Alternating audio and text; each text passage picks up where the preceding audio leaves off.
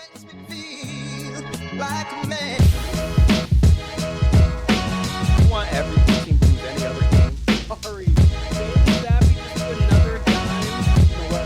Whoa, time out. Are you kidding? That's what I'm gonna try to drop a mic.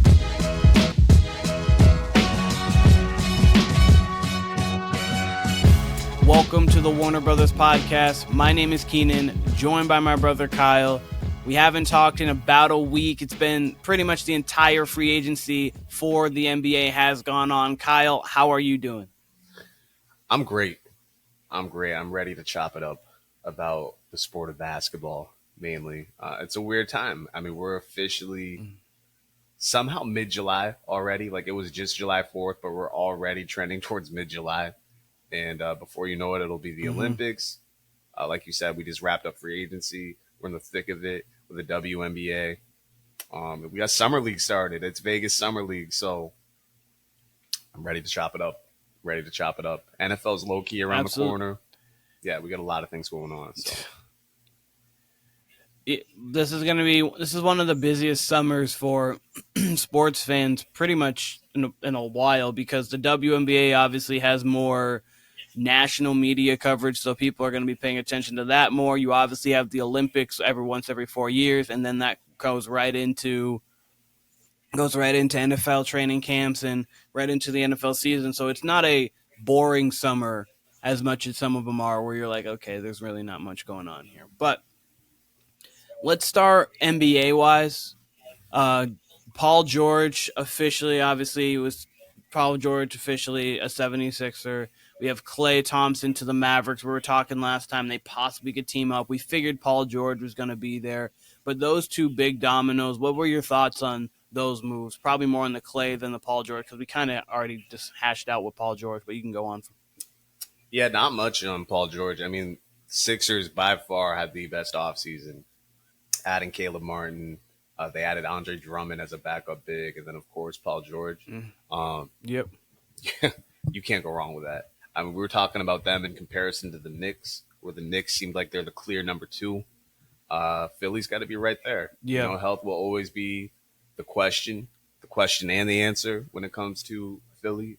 So, you know, that really is all it depends on. And we can talk about that closer we get to the season. There's really nothing you can add to Philly. You know, for them, it's show and prove. You know, as far as Klay to the Mavericks go, it's a sad day. You know, I mean, yeah. You know, there was a time in the Warriors' run where they were beloved, right? They were like the hottest ticket in town, and, you know, pre-Durant, obviously, and, you know, Klay was one of the endearing pieces, you know, and then over time with Durant and, you know, all the Draymond drama, the Warriors got pretty hateable and, or dislikable, I should say. And the Warriors got pretty dramatic, I would say, Durant era on. And actually, that's why Klay said, it's reported that Klay didn't want to go to the Lakers because he didn't want it to be constant drama like it was in Golden State. So, you know, as we know with, you know, we were fans of the Patriots, or we are fans of the Patriots, but we were big fans during the dynasty. All good things must come to an end. And honestly, it never usually ends well, as we saw with Brady and Belichick. So, I mean, you know, for it to happen to Klay, it sucks. Like, I said it last time we recorded, like, Klay's the first person I think of when I think of the Bay when it comes to, like, that team. You know what I mean? Like, he fits that vibe so well. It's going to be really weird without him. You know, you can almost picture them without Draymond just because of all the time they've spent without Draymond because of suspension. But Klay, it's going to be really weird opening night. I wouldn't be surprised if it's Mavericks Warriors opening night, by the way. That would not surprise me at all if that's a Christmas Day game. So, you know, I'm sure they'll milk that matchup, which will be cool. It'll lead to some good tension, some good matchups, hopefully. But hope all the best for Klay. But it's definitely going to be weird. It's obviously going to be weird. So, shouts to Klay, shouts to the Warriors, shouts to the Mavs, all that. Yeah, I think you were talking about the Sixers having one of the best off seasons. I think they had a really good off season. I think the Mavs did as well. You get Quentin Grimes in the trade, so you're able to free up a little bit more cap space, getting another shooter to go along with Klay Thompson there. So I think the Mavs did a good job I know they lost Derrick Jones Jr., so that's a little tough there. But I think they had a pretty good offseason. Everything that you said is correct. It's going to be super odd not seeing Klay Thompson in a Warriors uniform, to see them coming out together. The Splash Brothers are broken up, but it wasn't obviously any doing to Steph. Steph talked about it on the Olympics. So did Steve Kerr, how it's going to be really weird. Steph actually mentioned, he was like, typically Klay in the offseason kind of goes and does his own thing. So like in October, I'm still going to mentally think he's coming back. But he obviously is not going to be back. So you know that. But I think for the Warriors' sake, and past the Klay part, I think they did as well as you possibly can to try to fill the void for what they had. I like the DeAnthony Melton signing. They got Kyle Anderson, Buddy Hield as well, who is obviously, you try to make up for the shooting and the presence of Klay, but obviously I don't think it's like they've got exponentially better, like, oh, now they're going to be a favorite in the West or anything like that. The only way they would be able to get themselves back in true contention would be a Lauri Markkanen trade, but we'll see if that happens, see if that doesn't happen. I know they said it's unlikely to happen, but Warriors are heavy pursuers on it. But for sure, Klay Thompson, one of the greatest Warriors of all time, 4-time champion. Not much else you can really say about the guy. He's a consummate professional, goes on the court, always gives it 100%. So shout out to Klay. I hope it works out for him in Dallas and he plays well. And then obviously for the Warriors, they're trying to do everything they can to keep Steph and the team relevant. Yeah, I mean, the Warriors didn't get any better, but they also didn't get any worse. Like the definition of a lateral move with the moves they made. So that's a good thing, not necessarily a bad thing, I guess. But Steph also did say, I think yesterday in the media, like, I want to be a Warrior for life, but things can change quick. Like, that's the first time we've ever heard Steph allude to, maybe not playing in Golden State. So they're definitely on the clock. If there was ever, I saw that too, and I was watching that Chris Haynes interview, and I was like, he's like, I want to be a Warrior for life, but in the league things change really quickly. That threw me off. Yeah. I mean, if there was ever the Warriors are officially on the clock, it started whenever he said that, for sure. So I think he's got 2 years left on his deal. So we'll see. He should still be a good player then. I mean, you never know. So there'll be plenty of suitors if that's the case. So, I mean, you want to talk about? It'll be 29 suitors. 30 if you're cutting the Warriors, because they'll still be a suitor for him. It'll be 30 suitors if Steph's on the market. I was talking about how the Warriors are constantly dramatic. That'll only add to it. So, if we talk about the Clippers, though, getting rid of Paul George, I kind of feel like they should have just kept him, mainly because they don't have any picks. They don't have any picks of their own. I feel like they should have just thrown in that fourth year. Not mad at him for not doing it, because, I mean, if you don't do it, where do you end up? You know what I mean? Like, you're still probably just a second-round team every year. But you don't do it, and you don't have your picks. Now what happens? Now you're a Kawhi injury away from being in the lottery that you're not going to participate in. That's nowhere to be if you're a franchise either, especially with one with expectations like the Clippers. So they're in a really weird spot. I'm not going to lie. Not going to lie to you. I would shop Kawhi right now. They're not doing anything. I would shop Kawhi. They're not going to. They're not going to, but that would be the smart thing to do. That really would be. I'm super interested in them just as a story, given that Kawhi, like, everything we'd heard leading into the Olympics is that, like, Kawhi wouldn't play, or, we assumed he wouldn't. Seems how we didn't see him in the playoffs. And lo and behold, he's at training camp. You would assume he's going to play, not heavy minutes, but he's going to be in the rotation, if not even starting. Yeah. So, I mean, I just don't know how the Clippers will feel about that. Kawhi seems to just do whatever the hell he wants. I heard a story about, I forget which game it was this year, but he literally played the first half, played fine in the first half, and then dipped and didn't come back the second half, and literally nobody on the Clippers knew where he went, like in the post-game interviews and stuff. Like, he literally just does what he wants. So, I don't know. I'm interested to see what that looks like. Kawhi has taken an interesting turn for me, honestly. Like, he's always been, ever since the San Antonio injury, he's always been mysterious, but, like, he's been even more so since, he doesn't talk to the team about his injuries. No one really knows what he's up to. Cool, but it always seemed he was about winning. And then now he never makes it through a postseason with the Clippers. And then here he is on Team USA. It's weird to me. And then this team again, is an injury away, whether it's him or Harden. They're an injury away from being nothing. They're an injury away from being a lottery team. So they might be anywhere. Yeah. How good the West is. Yeah, exactly. So I don't know. He just doesn't seem to be as competitive. Maybe could be completely reading it wrong, but I don't know. Just my view so far. Yeah, absolutely. Also, two things I want to mention. One, I hate the Clippers' new logo, by the way. I don't know if you've seen it. I think I did. I think I might have seen it during the season when they unveiled it. It's just weird. I don't like it. I just don't like it. But that's one. And two, yeah, I absolutely would trade Kawhi Leonard. I'd move off of him. You've got Harden. He's there. Harden can do whatever he wants, and then Harden will probably ask for a trade the year after, and then you rebuild this thing from the start. But, like, this roster, right? I mean, this roster at best is a second-round exit. And that's at absolute best with people playing at the top of their – like, I know they have some solid pieces. Obviously, you have Zubac, Norman Powell. You still have Westbrook, who – could possibly be moved. James Harden you have, and then Kawhi. So, like, you have some pieces, but, like, the West is too good for that to be a championship-level roster. Like, that's just not going to get it done just because the West is so talented. So, I would move off of him. There's, at this point, try to get draft capital, try to move on. There's definitely teams I would be interested in a Kawhi Leonard. Like, oh, this is the only thing we need to get over the top. Yeah, we can mortgage a little bit of the future because we feel a healthy Kawhi, if he's even there. Like, yeah, so I mean, that's the tough thing because you'd have to find the perfect suitor because it'd have to be a team that's pretty much there that could eat that contract for 2 years. And that's like not many. Like, again, Indiana comes to mind that would probably be able to do such a thing. I mean, if you traded with New Orleans and Brandon Ingram centric package for Kawhi, something like that. But, like, that's just me off the top throwing a couple teams out there. But and that's the other thing. Like, yeah, I would trade Kawhi. That's the other thing we discussed last time too. All these trades that, like, you could do back in the day, just hypothetically, and you could make salaries work. There's so many rules and just regulations with it. I have no clue what the hell would and would not work hypothetically. So he could be completely untradeable for all we know. Weirdly, and this is the thing with Kawhi. Yeah, they got worse by losing Paul George. Of course they did.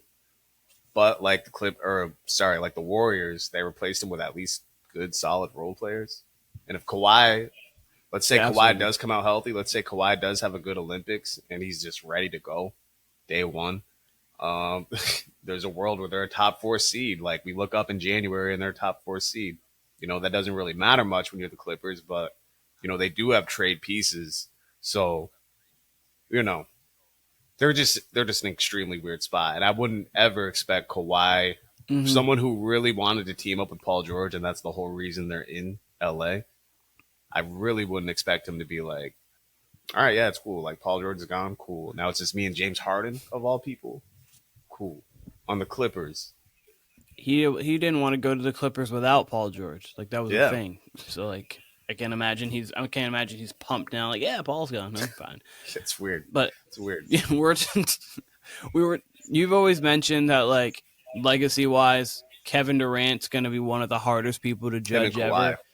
Kawhi is right in that boat too. Kawhi makes no sense. Finals MVP on 2 separate teams. He goes to the Spurs. Things are going really well. Obviously, the Zaza Pachulia in the corner, as you mentioned earlier. And then from there, it's like injury, takes the Toronto Raptors to a championship, goes to the Clippers, COVID, 3-1 lead from the Nuggets, and then from there, it's just been over. Like, he just hasn't. So you haven't seen him in a postseason for more than, like, 10 games. So, like, it's because even the time they got to the conference finals, the one time, he didn't play in the conference finals. So it's like, I don't even really know what this guy, but he somehow has had both, like, a Grant Hill type career along with a storied career somehow. Like, he's the only person I've seen with that terrible of injury luck who's also had that amount of success. Like, 2 championships out of that. I mean, it's weird. He's got Hakeem playoff success with Grant Hill's body and injury history. It's like, wait a second, what? Hakeem Leonard Hill. It's like, all right. So, I mean, the other weird thing, the only thing I want to touch on that I've heard is apparently the Nuggets and Jokic in particular wants Westbrook on the team, and which is interesting. I still can't believe they haven't replaced KCP. I can't believe they didn't just sign KCP, the Nuggets. So they're weird. They're the most disappointing team back-to-back years. I remember sitting here last year around this time being like, okay, they let Bruce Brown go. Their big signing last year was Justin Holiday. And we all kind of like collectively as basketball fans, we were all like, yeah, we're still going to see him in the finals. And we damn near did. Like, I do think if they beat Minnesota, they end up going to the finals. But, man, if they have Bruce Brown, they probably go to the finals. You know what I mean? Or if they at least adequately replace Bruce Brown, they get to the finals, I think. And then now this year, you lose KCP. You're moving Christian Braun to the starting spot, I'm assuming. Okay, cool. But now you got nothing off the bench. So they're in a really weird spot. They're doing like they're being super cheap. They're doing the thing where they're trusting their star or their superstar almost a little too much. I think they're just being cheap. It's kind of more like I can't even say they're. I think they're taking advantage of Jokic and Murray. They're just like, that's kind of what I'm meaning. We got our ring, and now we're good, kind of thing. Yeah, we've got a ring. We're okay, and then it's also like, yeah, so he's the best player in the league. We're going to be good enough and we'll be fine. We're going to be in the playoffs. We're going to get to the second round and he'll take us over the top. Like, it's kind of like they're almost like they're putting so much on and they're not putting the pieces around them. The thing about the Nuggets and why they walked to a championship was because they had what their team is now plus KCP plus Bruce Brown. So they had eight people in their rotation that they could use and that could play quality basketball for them, which is what helped propel them. And also the West at that point was a little injured, but that doesn't matter. But I do want to get your thoughts on DeMar DeRozan to the Kings and what you feel about that move. How do you feel that makes what their trajectory now is in the Western Conference? I wasn't really expecting it. There wasn't much DeMar talk, which is weird. Well, it's not really weird because it was like for 2 days after all free agency. He's obviously not first tier, but it seems disrespectful to call him second tier as well. He's like 1.5 tier. I'd actually heard like Miami had interest in him, and I thought that would I really like that fit. Like, I was thinking about it. I'm like, okay, that actually makes sense next to Jimmy Butler. Like, that makes sense as a consolation prize if you don't pick anyone else up, especially after losing Caleb Martin. Like, DeMar would be perfect for them. Like, perfect. Especially on nights when Jimmy's not going to play. I really like the idea of that. I like the idea of him even going to the Clippers and replacing Paul George. I thought that would have made sense. He's from LA, clearly, as we know, with all these Kendrick pop-ups. And it's always been rumored that he was a Laker target, like the last 4 or 5, like pretty much LeBron's entire reign in LA. There's been a DeMar DeRozan rumor. So I wouldn't have been surprised to see him go to the Clippers. He ends up in Sacramento, of all places, when it comes to Cali. And their strength got stronger. If you're the Kings, you're an offensive team. And now you add DeMar DeRozan, someone who's going to be able to score in crunch time. And by the way, score easily with all the shooters and weapons they have around him. And you've got De'Aaron Fox, who himself is a menace in crunch time. So I really like it. In that regards, obviously they're not going to be a championship team, but did they get better? Yeah. This is a team that was once upon a time the 1 seed, who was a play-in team last year, who should probably be a playoff team if they stay healthy this year. So, they're not going to lock anyone down on defense. They didn't get better defensively, but they got better offensively, and they were already elite offensively. So can't be mad at that.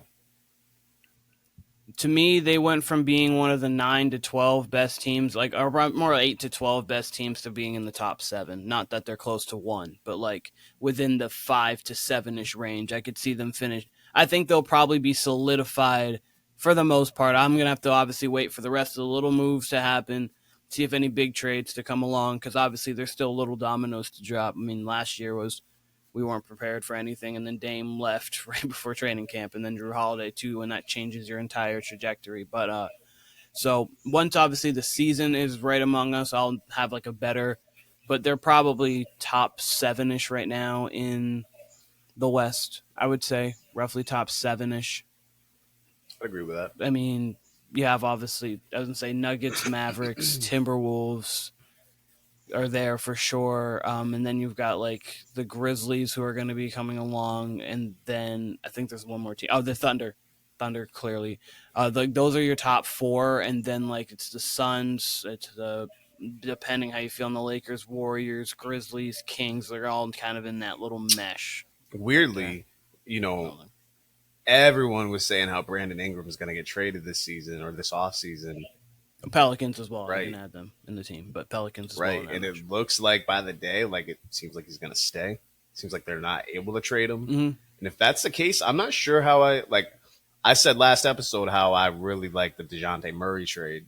And I think I'd like it even better if Brandon Ingram's not there. Now, if you got Ingram, Zion, and DeJounte Murray and CJ McCollum, there's a way to make that work. But that's a lot of people who thrive with the ball. DeJounte's not exactly a spot-up shooter. CJ can be. CJ can play off the ball. But Brandon Ingram, ISO player. So I like that trade more with Brandon Ingram. Excuse me. Yeah, no, I like the DeJounte trade more with Brandon Ingram. But, I mean, there probably is a way they could make it work. Willie Green is a good coach, and they seem to respect him. If you could find a way to get Brandon Ingram more in a spot-up role, I know he doesn't take a lot of threes, but if you could kind of diminish his role a little bit and just get him playing more in spurts, and then get him playing with the second unit more, there's a way to make it work. But so that's a team I'm really interested in, whether it's a trade for Brandon Ingram or not.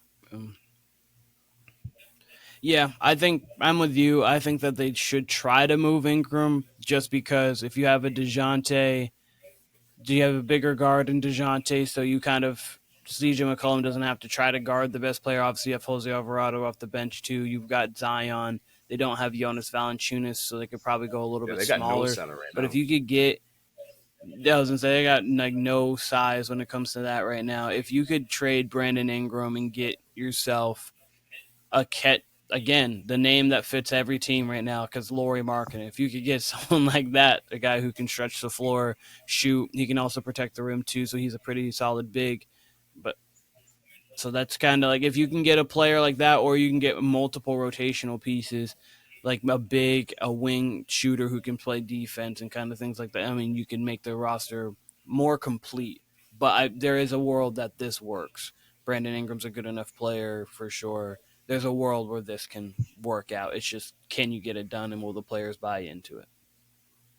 For sure. So we were discussing yesterday kind of what we were going to talk about today, and you said you wanted to talk the WNBA. What aspects of the WNBA were you looking to discuss? Just the league in general. This is the first time I've really started watching the league.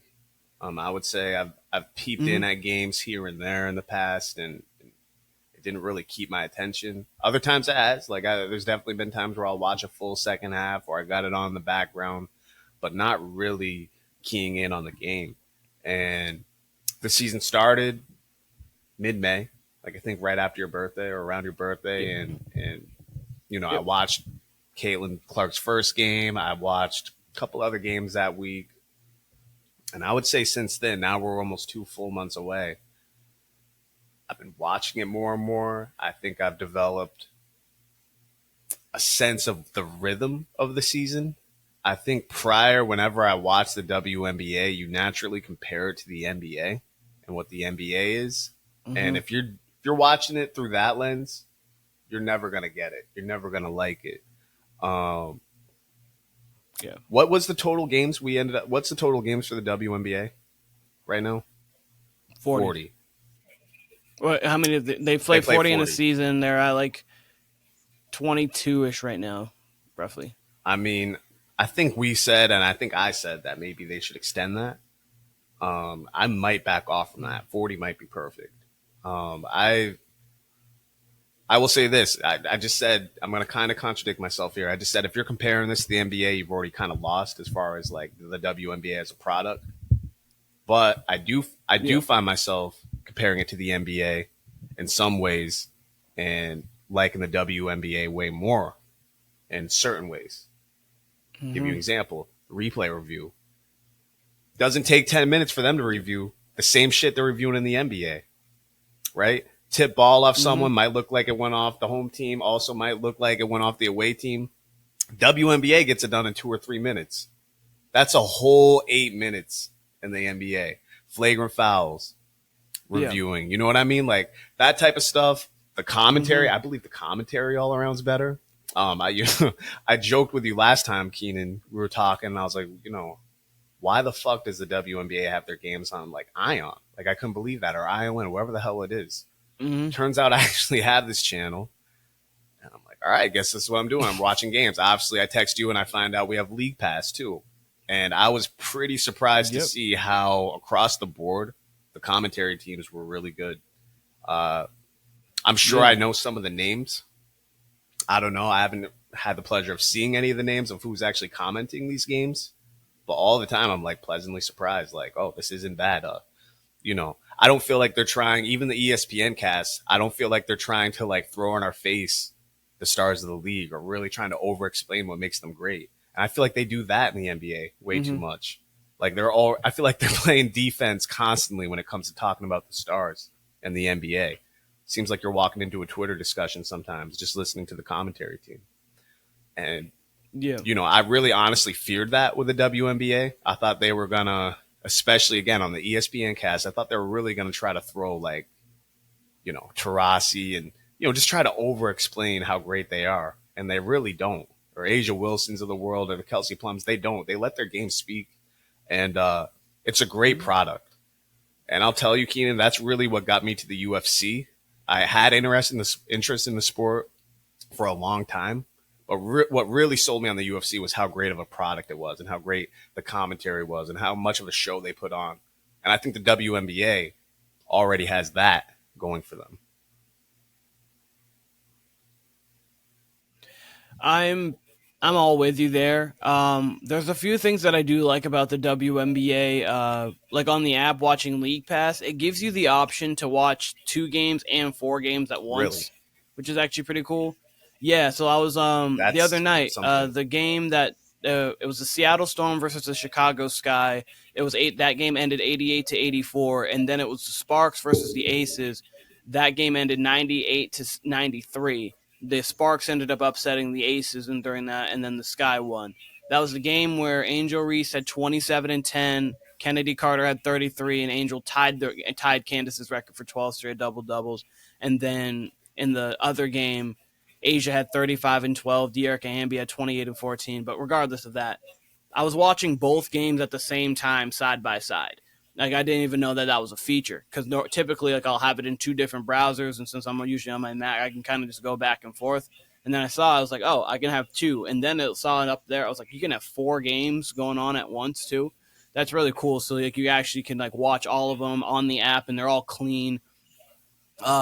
Going back on the WNBA app to see some, or at least on the browser, going back to see old plays or like throughout the game, like you can easily rewind on it. So I actually like the user-friendly ability of the WNBA website app to actually watch games. That's one thing I did want to mention. And 2, you're right. They don't throw, obviously, talking Caitlin Clark a lot because of the fact that she's just the biggest thing right now. But like, they don't throw, man, Asia Wilson is super good. Like, we all know Asia Wilson's the best player in the WNBA. Literally, it's unanimously understood, even when other players are talking. Like, yeah, Asia's just the best player in the W right now. So like, everyone knows it's Asia Wilson. They don't need to say how great it is, but they'll talk about like, okay, they might talk big for the Seattle Storm named Esme Magbagor. Like, she's a super great defensive player. She's probably top 5 right now for Defensive Player of the Year ranking. Like, they'll talk more on her because that's not a player that a lot of people know about. So they'll give more insight on players like that rather than, this girl over here, Jackie Young, really good. Thanks. We know Jackie Young's really good. She was the #1 overall pick for a reason. She's on a 2-time defending champion in the Aces. Like, we know Jackie Young's really good, kind of thing. They'll point out the development of players rather than just talking about just the stars of it. So I agree with you. I agree. It's kind of more NFL wise, depending on the NFL telecast you get, to where like some NFL telecasts you'll really get like the secondary levels of everybody. I know obviously Romo sometimes gets killed for just talking about the quarterbacks, especially the really good ones like Mahomes, Josh Allen. Yeah. But Yeah, I mean, that's one thing, like most of the leagues, like I just said with the UFC, that's one thing that really sold me on them was their commentary was like not only top tier, but like I would learn from it. They explained it well, but they also didn't make it seem like they were catering to the casual fan. They were still talking to their core audience, but enough to where a casual fan could learn, right? And I feel like that's where the WNBA is. I think the NFL does a good job of it as far as their A teams. I think all the A teams in the NFL is fantastic. The NBA just still lags, man. I mean, I don't mean to make this like a shit on the NBA thing, but man, whatever. the WNBA, I'll tell you where it's refreshing, Keenan, is like it's still in the early stages, and I don't want to sound like a super old head here, but ain't like these girls are getting paid $60 million a year like Jason Tatum. So these girls are hungry. Like I was watching, who was it? Who'd the Sky play Sunday? Who'd they just play on Sunday? Storm, right? And I forget what, I think it was Jewel Lloyd gets by Kennedy Carter. And Kennedy just like frustration fouls her. Like it was a clear frustration foul. And they talked shit after and they kept it moving. Like they're so authentic in that league because they're trying to hoop and they ain't trying to like, ain't nothing for show. And man, the NBA has, I mean, we talk about it a lot, but it's lost a ton of authenticity, even from just the 2010s. I mean, it's been declining since the 2010s, but I don't know. Like, you really get a sense of, like, all right, it doesn't matter what court we're on. Like, we be going at it. You know what I mean? Where you don't really get that in the NBA regular season too much. You know what I mean? Like, you can't – it's really hard to, decipher, who's really who in the NBA, especially with all these injuries, especially with load management. And the WNBA, the reason why now I'm becoming a fan of this 40-game season, where before it seemed quick, like way too quick, especially if you're trying to market. But if they're going to continue getting the NBA crowd like myself, or these fans who just want to watch basketball and maybe don't want to watch Summer League, it's perfect. It's perfect because it leads right into the NFL season. And Keenan, more and more, I'd say week by week, I'm like, okay, yeah, I'll throw this Chicago Sky game on. And then I end up watching it. Sunday, I was actually planning on going to hang with friends. And I ended up watching basically a whole day of WNBA. Like, I was like, all right, I guess this is what I'm doing now. I'm watching the Sky and the Storm, and I loved it. Like, I think those are going to be going to be my two teams going forward too. Like, those are the two teams I've really endeared myself to so far, is the Sky and the Storm. Yeah. Those both, obviously Kennedy Carter is amazing. It's one of my favorites. She got put in the starting lineup like 7 games ago. She's been averaging 22 since then. Obviously Angel's been on a tear. They got Camila Cardozo, Marina Mabry can shoot. Like the Chicago Sky, and they have a great coach. So the Chicago Sky are a fun team to watch. And then the Storm, this offseason, they get Nneka Agumake, and then they get Skylar Diggins-Smith to go along with Jewel Lloyd, Ezzy McGregor. So they're going to be one of the best teams in the league, and they're continuously playing like that. So those two teams are fun, very fun teams to watch. And you were talking about the NBA and kind of load management. The one thing that when they get up to about 15, 16-ish teams, I would like it to be about like a 48 to 50 game season, and then I'm fine with that. But kind of just like right up at that 50, just to get a little bit more basketball in, just you'd have to adjust the season properly. But there is no such thing as load management because every game matters. Like it's more NFL than it is NBA. Like you can't go on a 6-game losing streak because right now you can a little bit just because of the fact that there's only 8 of 12 teams, but like you don't want in the first round be like, okay, we have to see Sabrina and the Liberty. It's like, man, okay, that's great. we get to see 3 MVP caliber players and then Lainey Hamilton, who's one of the best defenders in the league. So like everyone's playing, and they're playing heavy minutes. Like Asia right now is playing 34. Agumba Wale is playing 38. Nafisa Collier for the Lynx, she's one of the MVP front runners right now. She's averaging 35. Like all of your stars are pretty much going to play 32 minutes plus, and that's in a 40-minute game. So they're putting in the minutes, they're putting in the time, and they're balling. They're truly balling. That's one of my favorite things is that the stars do play, and I don't mean just like day to day. I mean, just like you said, they're playing the majority of the game. Like they're sitting 4 minutes and then like you're in. Arike the other day, she played, I think she came out for like 2 minutes in the first half, and had that game not ended in a blowout, she would have played the entire way. Like she did not come out the rest of the game until the final 2 minutes when, it was decided who was going to win. There was one game I was watching a couple weeks ago where Caitlin Clark straight up did not sit a single second of the game. And that's the other thing with this team. They're stars. They have true stars. I don't agree with what Gilbert Arenas says most of the time, but he made a great point. He said something like, I think he was talking about when like Caitlin Clark was getting pushed around by some vets. And I think that even happened with Angel Reese early on in the season where she got her hair pulled at one point, I believe, right? She got her hair pulled at one point, and then she kind of got like by Alyssa Thomas. She almost got kind of like clotheslined, and then Angel just got up and then said like, "I'm not a baby. Like this is how the league is. There's no problem there. There's no bad blood." Said, and then we kept it moving. He said, the WNBA rookies, they have to prove themselves to the vets, which is true, right? That's in any league. You got to prove yourself to the vets. But then he said, the vets of the league, the players who have been there, the best players who maybe didn't have the pop that Angel and Caitlin have, they got to prove themselves to the new fans. And I thought that was very well said. And that, that's exactly what's going on. I definitely have been keying in on Aces games. Like, all right, let me see what Asia Wilson's about. Let me see what Kelsey Plum's about. And it's just fun to watch. I'm thoroughly enjoying myself. I compare it to when I was like just coming up with this UFC shit because, it was gradual. It started out being very casual, being only interested in the main events of the pay-per-views, very lightly paying attention to the pay-per-views at the watch parties. And before I knew it, I'm buying the pay-per-views. Before I know it, I'm interested in the whole pay-per-view. Before I know I'm watching the prelims.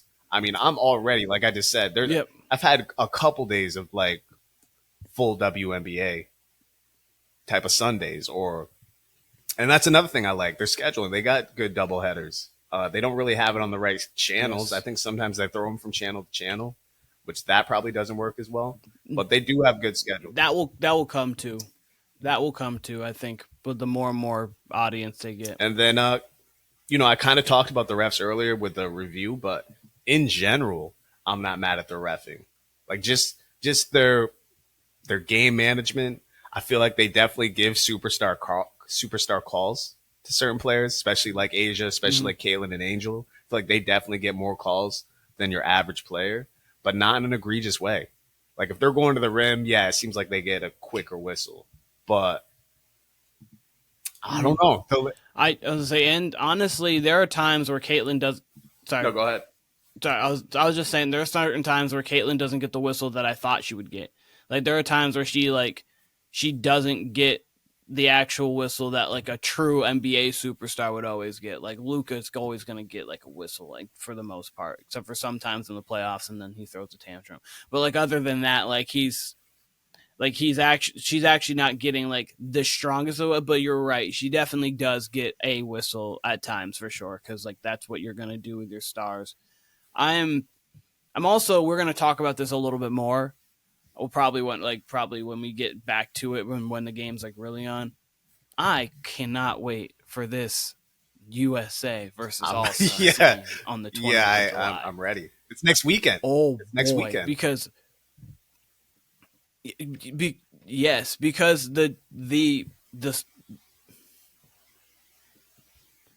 the All-Stars are going to obviously come to play. You've got Angel and you've got Caitlin. So you've already got like the casual fans' eyes ready for the game. And then you've got players like Diana Taurasi and Kelsey Plum and Jack. They don't want to be shown up by these people. And then Caitlin's going to have a chip on her shoulder. And then there's like, oh, guys, me, Arike Agumbawale, who easily could be on this roster. All right, let me just go dance on all of you guys. Let me just go show you I'm the female Kyrie. And there's just so much talent on each team. So I couldn't be more excited for that. That game is going to be fun because they're going to try for 40 minutes. It's not going to be like it's not going to be like, we're just not going to do it. This is their this is them getting ready for the Olympics. And this is the all-star team. Like, no, we could be on the Olympic team right now. So That I can't wait for. I'm still upset we did not do a fantasy league, but in a way, I'm glad I'm kind of throwing myself into this league. Like, I kind of wanted to go into a fantasy league blind. I feel like next year I will not. I'll have some idea of who I'd want to draft. But I hope we do it next year. But to go off what you were saying, you're absolutely right. I cannot wait. I'm super hyped that it's next weekend. I'm super hyped that it's right. We're getting a 3-point contest too. That'll probably be Caitlin versus Sabrina in some form, let alone all the other shooters they have in the league. No, you're right. That's going to be a fantastic game. And then that leads right into the Olympics. You get the Olympic break. And the more it goes on, I really do wish Angel and Caitlin were the last two spots on that USA team. It would bring a lot of eyes to the sport, sure. But people are already going to be watching that women's tournament. It's going to have a lot of eyes internationally anyway. And honestly, all the people that they say Caitlin and Angel they would have brought to the sport, I think you're still going to get some. I think you're still going to get some of the people like me who didn't expect to be watching the WNBA or finally giving it a true chance. And they're like, oh, this sport really is dope. These players really are dope. This is a good – overall, I'm just surprised by the product. Like, the product has grown a lot in the last 5 years for sure, but, like, for sure within the last decade. For sure from the Maya Moore era, for sure. Remember, they had stars even in the 90s and early 2000s. Like, they had delectable stars. Team USA has always done well building their stars from the international game, from the Olympics. Like, so the WNBA's always had stars. They just never had eyes, and I think that's only going to continue to grow. But no, like going from this All-Star game into the Olympics back to the season, yeah, it's going to intersect with the NFL, but I think it's going to do the right things. And then not only that, Caitlin and Angel each really seem to pick up at almost exactly the month in. Like, once it got to mid-June, you could see them really, like, start to take control of the game. That's where we've really seen Angel, as you said, with a double-double streak, assert herself. She seems really comfortable. Caitlin Clark, Okay, I was going to go on. I'll elaborate on your point. I was going to say Caitlin Clark, she looked too small, what she still is. She's not as strong as a lot of the other guards in the league, but you can see, like, she's using her quickness. Her teammates have adjusted to her. They seem to all have, like, real chemistry now. And you can tell she is so much more comfortable along with Angel, now 2 full months in. But Caitlin Clark's got her swagger back, and she's just out there hooping. And, her point guard skills are really coming out more so than her scoring skills, more so than her one-on-one skills. Seems like she's, like, saving her one-on-one skills almost. She's going to be dangerous. I mean, obviously, that's why she was the number 1 pick. That's why she is the star of stars in the league. I know A'ja Wilson's the best player, but, man, once Caitlin really gets rolling, I'm really interested to see what that league becomes because, listen, Angel's right there, too. Like we said, A'ja, Kelsey Plum, all of them, Diana Taurasi, Arike, all of them, they're getting their eyes. The Seattle Storm, Skylar Diggins-Smith with the vets. Like, there's players people know who are still fun to watch, who are incredibly fun to watch. Yep. And the league's just competitive. On top of that, again, the league's just competitive. But go on with your point. Because I could keep going on and on. No, you're good. So you're right. It's just going to grow. And then I didn't realize, like, I kind of realized, but, like, I realized more. Paige Beckers was at a Seattle Storm game because Nika Mule, her teammate, plays for the Storm. She doesn't really play much, but, like, she got, like, almost a standing O from the entire crowd when they showed Paige on the screen. Like, Paige is a star of stars, too. And when she comes in the league next year, that's going to be crazy. 2 years after, you've got Juju.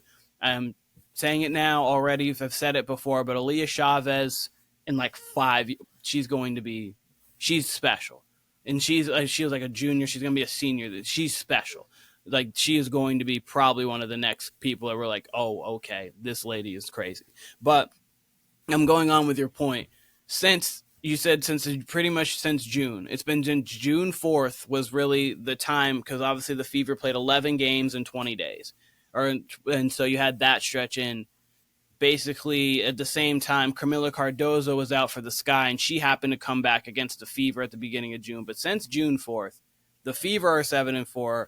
Caitlin's putting up about 17, 7, and 8, shooting 43% from the floor and 37 from three. So that's like Harden efficient. She's pretty much playing with James Harden efficiency, but not putting up obviously Harden numbers. And then Angel Reese since that point is 16 and about 14.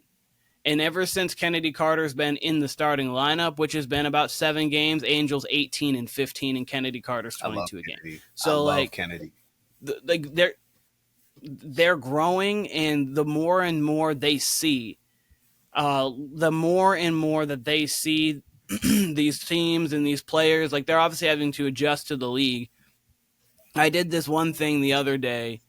Let me see if I can find it real quick. If I can't, then I can't. But it was comparing basically Caitlin after her first game against teams, then compared to her second and third game against teams.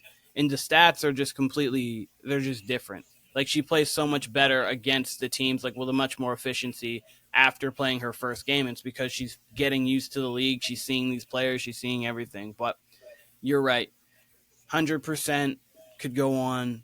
These players are growing. The game is growing. They're showing out. The older stars are showing out because they have 10 times now the amount of eyes on them. And it's like, okay, well, Fever game tonight. Well, let me just go off for 30 and show people that I'm really her too. And then you obviously have these rookies who are just doing great things, breaking records left and right. You know, it's. I do have a question for you. Sure, yeah. But before you go on with your point, then I have a question. No, go ahead. for you. Go ahead.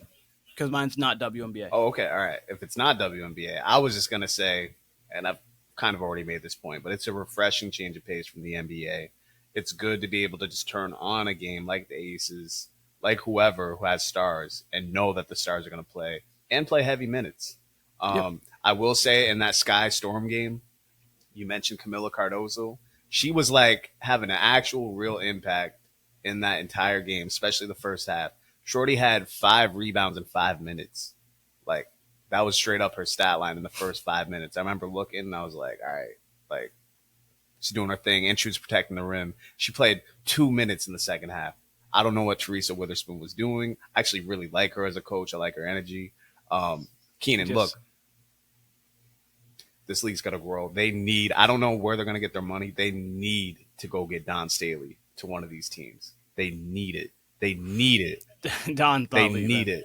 Don's well, I'll tell you leaving. this: if there's one coach that would leave to come back to the WNBA, you're never going to get Gino. Gino's, the Titan of Titans over there. You're never going to get Gino. Gino's never leaving UConn. You got to somehow get one of these. You got to get one of these teams to go and get Don Staley. It's got to happen. It absolutely has to happen. You got Becky Hammond. You've got someone like Teresa Witherspoon, who's a legend of the WNBA. There's a couple other, like, I couldn't tell you the other coaches really, but man, they get Dawn in there on top of the stars that they got. And I've mentioned this before, Keenan. Boston needs a team. Philly needs a team. You need teams in all these major cities. And they got it. They got it with Chicago. They got it with LA. They got it with New York. I get that. But you really need a team in Boston, Philly. They're doing the right thing and putting one in the Bay Area. Seattle, of course. Like you mentioned, they gave Paige a standing. Putting one in Toronto. Putting one in Toronto's good. I like that. But man, they like Boston and Philly, they need one before Toronto. No offense to Toronto, but like it felt great to watch a game in Seattle who like really knew what was going on. Like those were true basketball fans. Seattle's an incredible sports city, but an incredible basketball city as well. So no surprise that they gave Paige a standing oak because they get it out there. Like they understand hoops. So no, it was endearing to watch a Seattle Storm game and their fans and how much they appreciated the product on the floor. So, yeah, go ahead. You said you had a question, though. I'll answer. Yes. So this is shifting gears a little bit to the Olympics, the men's side of the Olympics we're talking here. How do you feel about the roster and how, like, comparatively to obviously some of the other teams that we've had throughout the history of the Olympics? It's a weird roster because you got the super old guard in LeBron and Durant and Curry, especially LeBron and Durant. Like this is Durant's 4th Olympics, maybe, I believe. And LeBron was on the '04 Olympic team, and here he is on the 2024 Olympic team. That's insane. Then you got players entering their prime like, Devin Booker, like an Anthony Edwards. You have the young guys like Halliburton on the squad. I didn't even mention Kawhi. You got Kawhi randomly on the squad too, Anthony Davis and Bam. So you just got like players all over the place as far as where their careers are, as far as, like there's probably out of 12 guys, there's probably 9 guys who have a real case at like starting. So I don't know. I think it's going to be challenging for Steve Kerr. I really do. I think overall, if you just look roster to roster, you'd look at our team and say, of course, they should win. But there's a world where they get flustered because, usually it's clear there's probably 7 players you can play in crunch time. Then you default to 5, whatever it ends up being. This one, I have no idea. There's any sort of combination you could throw out there for crunch time, and, they'd all have a case, whether it's Booker, whether it's Halliburton, whether it's Drew Holiday in some cases. What are you going to tell LeBron or Kawhi or Durant or Steph? You're going to tell them to sit if it's a close game against, France or whoever? No. And you got Joel Embiid in there randomly. Like, he's never even played with us in any shape or form of Team USA, and now he's just our starting center, apparently. So I really wish he actually would have went to France and played with Wemby and Gobert. But so I do think there's a world where we lose. I wouldn't be surprised if we lost. I wouldn't be surprised if we won either. I think the roster construction is weird. I think the team's weird, but I think it's going to be entertaining. I haven't been particularly eager to watch our Olympic team, and I would say probably about 8 years. I didn't really love the 2016 team. I didn't love, ended up being 2021 was the Olympics. I have no memories of that team, honestly. Other than Drew Holiday going over like right after the NBA Finals. So, I can't wait to watch this tournament in general. I can't wait to see how our team meshes. They won by 1 against the USA Select team yesterday. You see the Cooper Flag clip going around. That's crazy. Him just pulling up for 3 over AD and then getting a tip off someone's miss. It's scary. He's only 17. Whoever has the 1 pick next year, it may not be Wemby, but my Lord, they're getting a prospect. They're getting a prospect next year. Might not be Wemby, but man, it could be close to AD. It could be he's a problem. Could be that kind of surefire guy, honestly.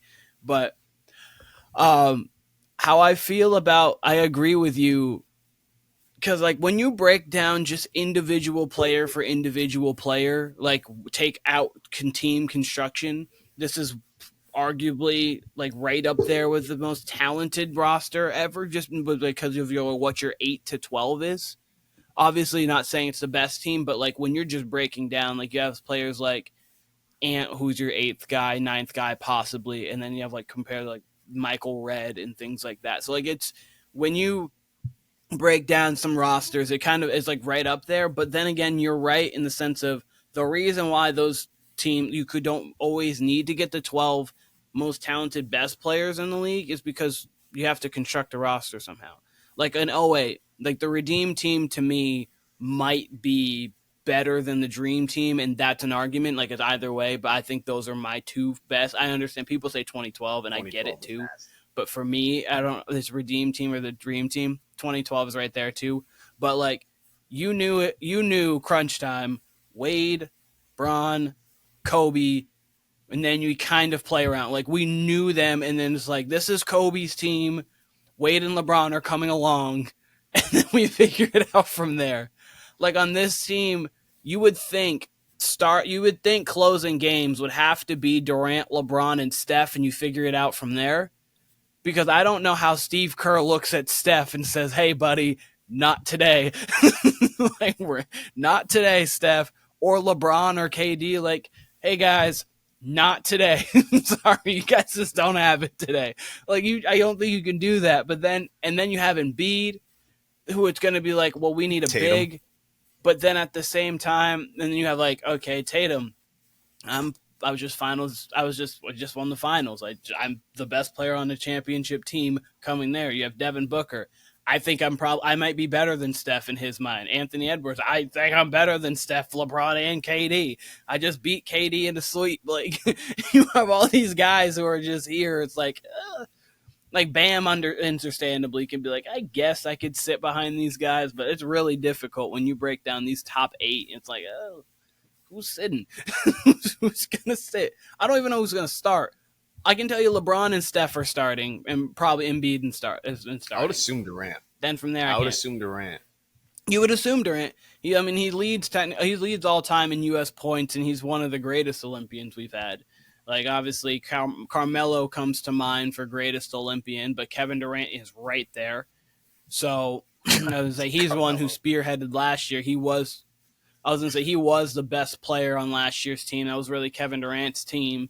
So Kevin Durant, honestly, with a win here, with a gold, probably is the best Olympian ever. Which is shout out to him for that. Over Michael Phelps? No, basketball. Of course, he's not the greatest Olympian. Sorry. The greatest U.S. basketball Olympian ever. Let me clarify. Yeah, over Michael Phelps. Michael Phelps had more golds in one Olympics than KD has in general. But anyways, yeah, I think you've probably got it. You've got to start the 3 old guys. I think you have to end with the 3 old guys, and then I think from there it's what team are we playing? Are we playing France? Then we have to have Embiid in there. Like, are we playing? If not, we can have Tatum. We could have Ant. We could have whomever. But the 3 old guys have got to start and finish. Especially Steph. There's no way Steve Kerr's looking Steph in the face, saying you're not playing, and then going into the offseason next year like, Steph, just weren't good enough to play for my USA team, but please lead our team to a championship. I just don't see it happening. It'd be hilarious, but I don't see it happening. No things are changed. Yeah, I mean, someone like Tatum, who is versatile in the NBA anyway, he's perfect for the Olympic game, the international game. Yeah. AD is perfect as a 5. Like, you really don't even need. I forgot about AD. Literally just forgot about his name. How's he going to sit? Like AD. Embiid, come sit next to me, bud. Come here. Right here. Embiid's almost a luxury on this team. Like, you don't even need Embiid on this team. You can take Embiid off, and honestly, it makes everything a lot easier because then you can just play AD full time. You've got Bam on this team. Like, your rotation should be those 2 bigs, and then if if Durant and Tatum are still on this team, then you can rotate them at the 5. Both those guys can play the 5 internationally. The fact that you have Embiid, it just creates a logjam. And it's cool because, you get you get him against these South American teams. You get, like, what's Brazil going to do with goddamn Joel Embiid? Right? What's fucking Puerto Rico? What are they going to do with Joel Embiid? They ain't going to have any answer for Joel Embiid. So that's cool because you can just literally stick him in the paint and let him go Shaq on people. But, all these other teams. Someone like Miles Turner would have felt better on this roster. Yeah. I mean, that's a big to just give you minutes. Yeah, I mean they're almost too loaded. Much like the women's side. Like they don't need to go 12 deep on the women's side either. We did not need to go 12 deep over here. I don't know. It's gonna be weird. It's a mixed match team. It's Steve Kerr on top of that. It's not like his substitution pattern's not the greatest. Kerr. What I was gonna say is, like, Kerr, he did the last FIBAs last year, and I think that was his first job. Yeah. I couldn't even tell you who coached in 21. Do you remember? And it might have been Kerr for all I know, but I don't think it was Coach K. I don't think that was Coach K's last one was 16. So maybe Kerr was the last one. If that's the case, then there is continuity. Yeah, it was Steve never Kerr. Mind then. So we do have continuity there. But man, the roster's still much different, especially from 8 years ago, but definitely, now 3 years ago. So it's going to be a challenge. It's definitely going to be a challenge. And the thing with these other teams is they all have continuity to the highest extreme. With the U.S., it's like, here's 12 of your 30 best players. Go figure it out. And then for everybody else, it's like, hey, we've been playing together forever. Now let's insert this superstar in Wemby. Let's now insert this guy. Oh, this freaking Giannis. Let's go insert oh, Shea and Jamal Murray, come on, boys, like, come over here. Like, so you have, like, the continuity already. They've already played with all of these guys, and then you just add it in. It's not exactly like college basketball because, like, obviously the team is just at such a higher end, but it's kind of in college where you see all these 5-star top 20 recruits come in on a roster, but they don't always win the national championship because you have a team who's played together for 90 to 120 games, depending on how many juniors and seniors you have. And then it's kind of the same-ish kind of comparison where they've just played so much more basketball together that they know exactly how to move. But, I mean, you do have super smart players in Steph and LeBron, Kevin Durant, all of that. I mean, everyone's super smart. But, like, it's much like the FIFA side of things. You got international teams who build their rosters, and you got certain teams in FIFA who do what the USA does, and we're going to throw out our most talented players and, you know, take it from there. So, yeah, a lot of these international teams do have continuity. It sucks because, like, if Ben Simmons was a living, breathing basketball player, he could be on Team Australia and make them even more interesting. You know what I mean? They got a pretty interesting squad over there. I think, Keenan, I'm not sure. I want to say Wiggins was on the Canadian roster at one point, and then the Warriors requested that he come off the Olympic roster because of trades. They don't even end up trading him. So I don't think he's on their active roster, which sucks because I'd really, you know, he's a key player that would have been extremely fun to watch go against Team USA. So I'm not too happy about that because that's a starter for Canada who's just not playing. And we've been waiting for this Canada-USA matchup for years.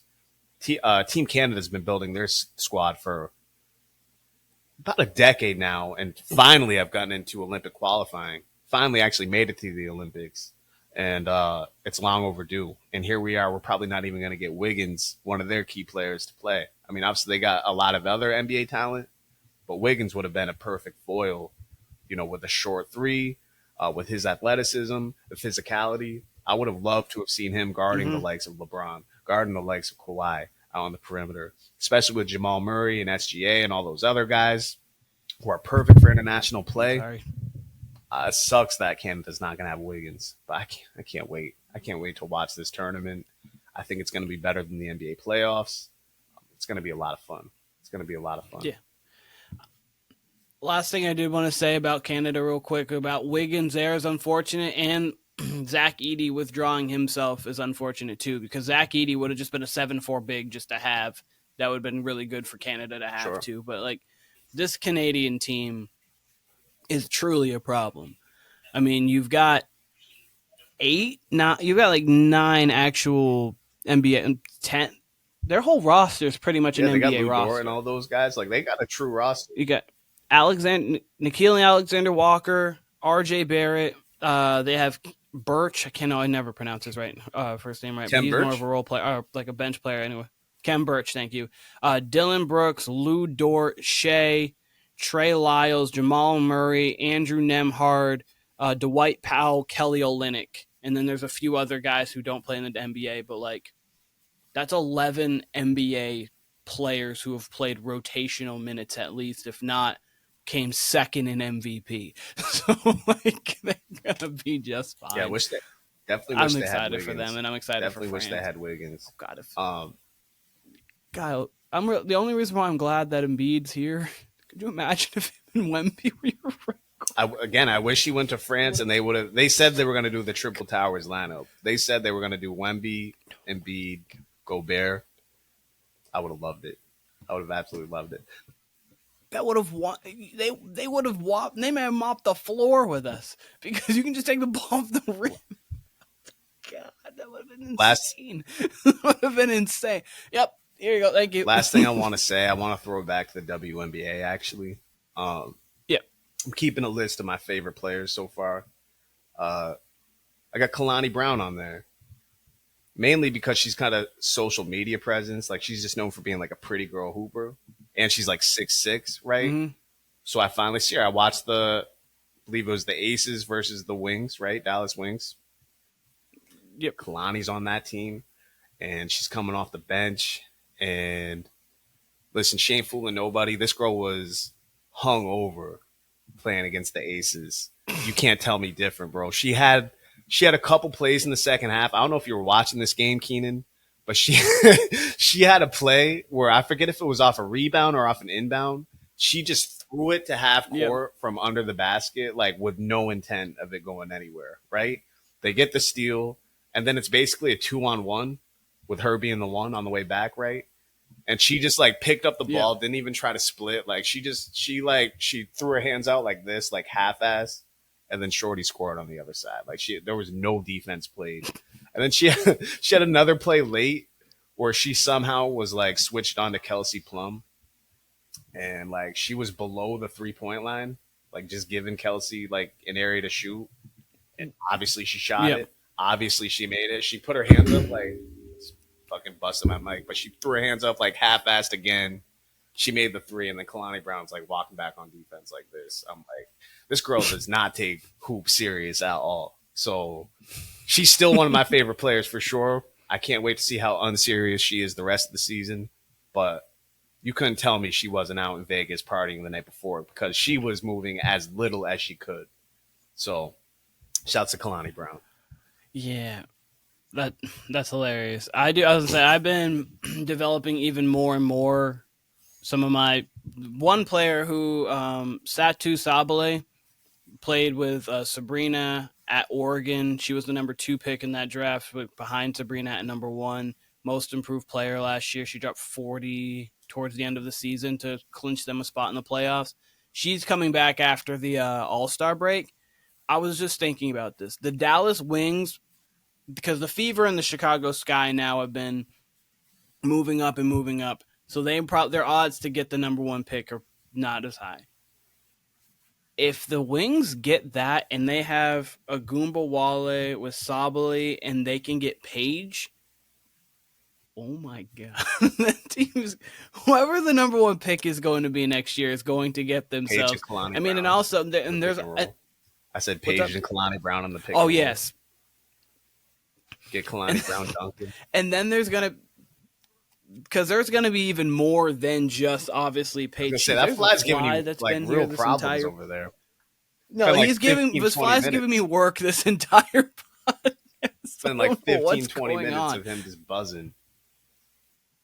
He's been truly like landing on my face. I've been trying to swat him away as subtly as possible, but it looks like I'm trying to karate chop the air right now. Looks like you're a crackhead. Which is unfortunate. But yeah, I look garbage. But as of right now, hold on, guys. Kiki Arioffin is not going number 1. Let's not do that. But yeah, no, there's. But next year's draft, I mean, the last thing I'm going to say, because you have Anissa Morrow from LSU, who's great, Kiki Arioffin, who's really good, Olivia Miles, who didn't play last year at Notre Dame. Notre Dame's going to be a really good team. They have Hannah Hidalgo. They've got Olivia Miles. I'm now blanking on the other 2 great players that they have. Oh my, I can't. They have a big 4 there. That's going to be really good. I don't know why I'm blanking on names, but there's just next year's draft is going to be. Sonia Citron's one of them. They've got a really good draft next year. It's going to be just as talented as this year's draft in full. Just obviously Caitlin. I mean, it's going to be pretty much as talented as this year's draft in full. Like, that's all I'm going to say. And hopefully we'll have Marine Johannes coming back to the WNBA from France. She's over there getting ready for the Olympics. Can't wait to watch her play for France in the Olympics. But we need her back, whether it's with the Liberty, we need her back in the WNBA ASAP. So can't wait to see her. She's like a mix. She's like if Manu Ginobili and Klay Thompson had a baby. That's the way I would describe her. So yeah, exciting player. Go ahead. You can. I'm gonna let you go ahead. You sign off. Go ahead. Sign off. Take us out of here. Okay, absolutely. This was the Warner Brothas Podcast, of course. That is Kyle. This is Keenan. This is the Fly that's been featuring in this entire thing. I have no idea why it's going crazy, but YouTube, obviously YouTube podcast, we got it there. We got it on Apple Podcasts. We got it on Spotify, TikTok, little Facebook, but mostly TikTok, Instagram, Warner Brothas Podcast. Follow us there. Reach out to us, whatever you guys want to hear. We enjoy the conversation. We enjoy the feedback and everything that we've been getting. It's been great. But That's Kyle. This is Keenan, Warner Brothers Podcast. We'll see you soon. Like a man.